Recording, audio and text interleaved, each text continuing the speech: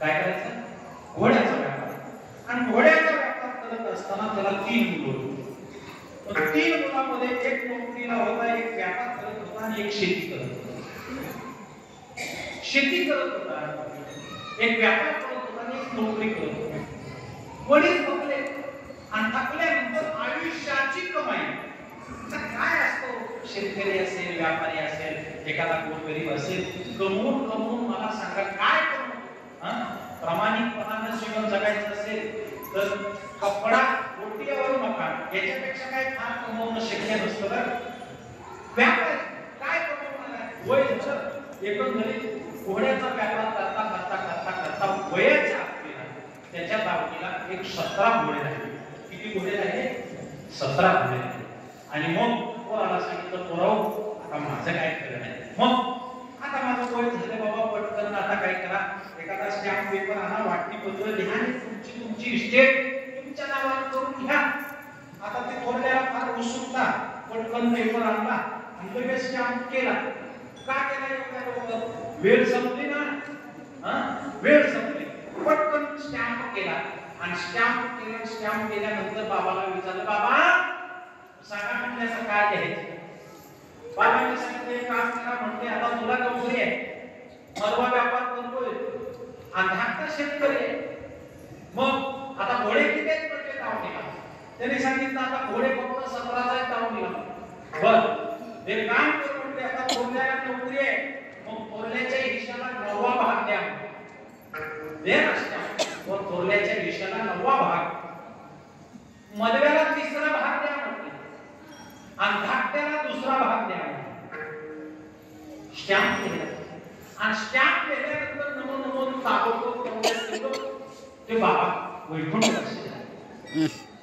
Stamp paper लिहिलेला होता, वैकुंठवासी झाले. 10-12 दिवस झाल्यानंतर सुतक संपलं आणि सुतक संपल्यानंतर लोकांना सवय असते बघा, त्या सुनाबाळांना त्या म्हातारीची पिठी उचकायची आणि पोराने म्हातारीची काम करून टाकायची.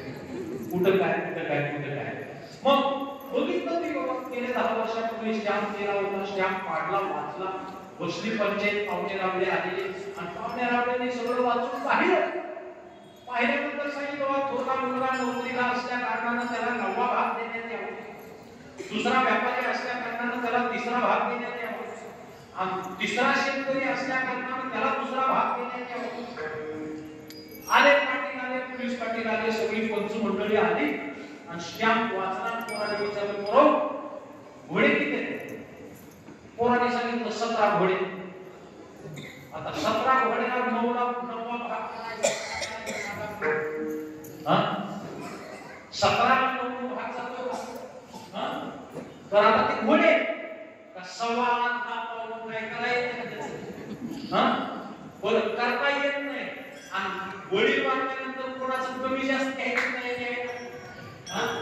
मग पोराला 2 जास्त धाकट्या वाईट आहे. मग आठवणा सांगाव्या ठप्प झाले. पावटेला ओळखा कुणी कुणाला कमी घ्या म्हणाले. मग चिन्ह झाले, बसले. दुपारची वेळ, साधू आले. साधू घोड्यावर आले. दुपारची वेळ होती, ऊन झालं होतं. साधूने घोडं उभा केलं आणि जवळ गेले. काय तुम्ही एवढे शांत का बसले? त्याने हकीकत सांगितली. वडील गेले म्हणले, सुतक संपलंय, 17 घोडे, वाटणी पत्र चालू आहे. वाटणी पत्रामध्ये असे भाग द्यायला सांगितले. वडिलांनी वडिलांना 9वा द्यायचा, 2ऱ्याला 6वा द्यायचा, 3ऱ्याला 2रा द्यायचा. भाग जात घोडे 17 आहेत.